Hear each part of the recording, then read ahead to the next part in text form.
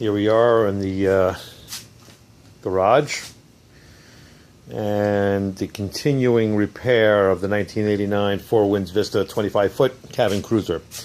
As you can see, I've dismantled the engine down to its crankshaft at the moment. That crankshaft is going to be coming out as well.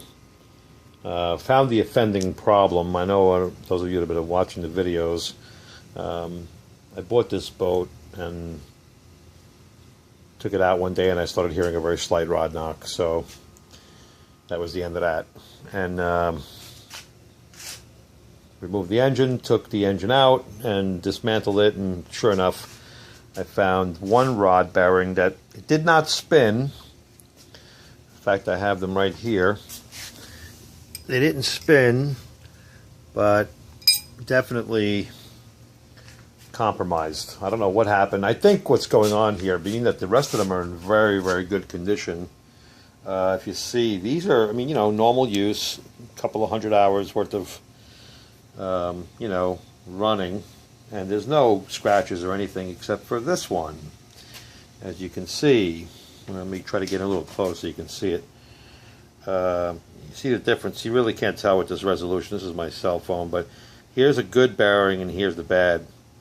And if you run your fingernail across it, you could feel the ridges. I'm not going to reuse this crank.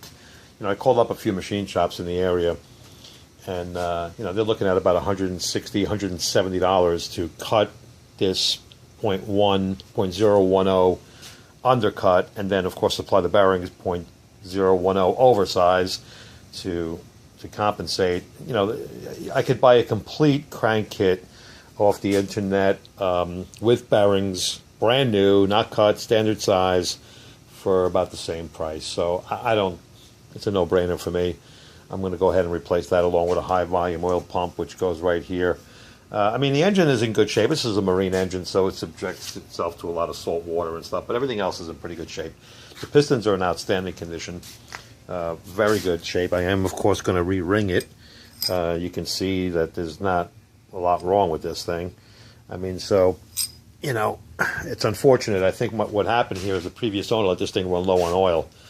And when you let something like this run low on oil, I believe this cylinder is one of the first to get the last amount of oil, if you know what I mean by that.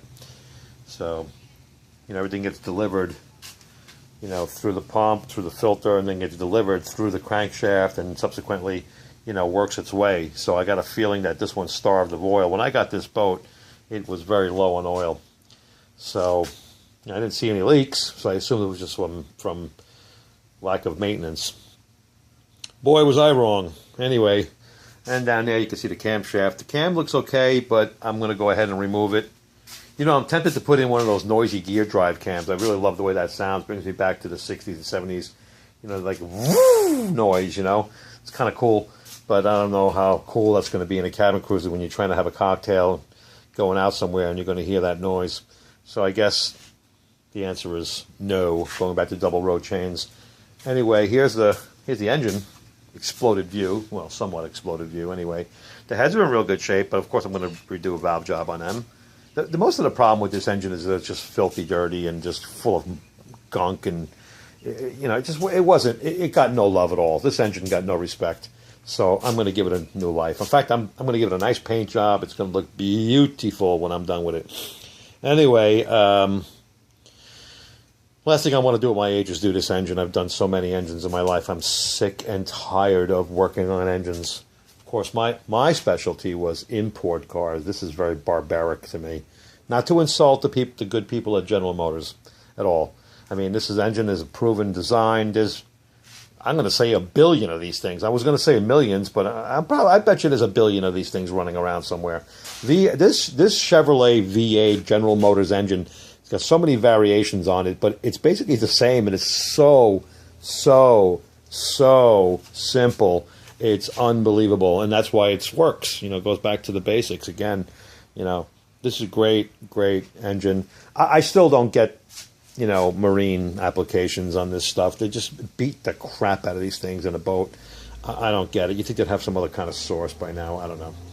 This thing is not like people think, marine It doesn't get much use. Let me tell you something. A marine engine, it's like you're in a car. Imagine this, doing this to your car. Imagine for 1 second loading your car up with as much weight as you could possibly hold, making the springs compress down to the wheels, and then putting the car in first gear and going up the highest hill you could imagine all day long, all the time, every day. That's what a marine engine does.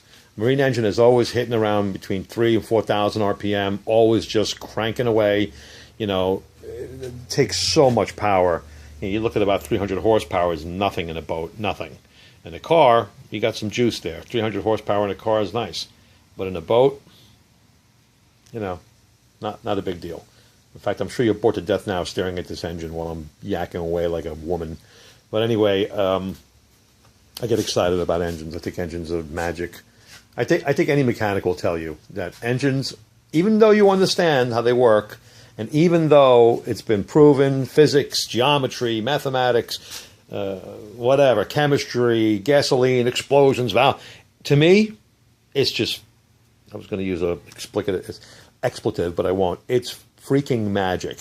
It's just magic to me. Imagine this thing is spinning at ridiculous speeds, and making all that happen. And all of it's working on timing. Everything is timing. What happens when, what happens if, what happens then. It's just amazing to me. It is amazing. I don't think humans are capable of doing this. This is probably alien technology. Anyway, the mechanics are nothing. We're just the people that try to keep them going. The guys that make it and designed it are the ones I have take my hat off to. Boy, somebody sat down one day and said, you know what, let me design this thing and it'll just work by itself. It'll just move by itself. And that's amazing to me. I think Leonardo da Vinci, right? Is he the guy? Of course, an Italian. Say no more. Anyway, thanks for listening to my babbling nonsense.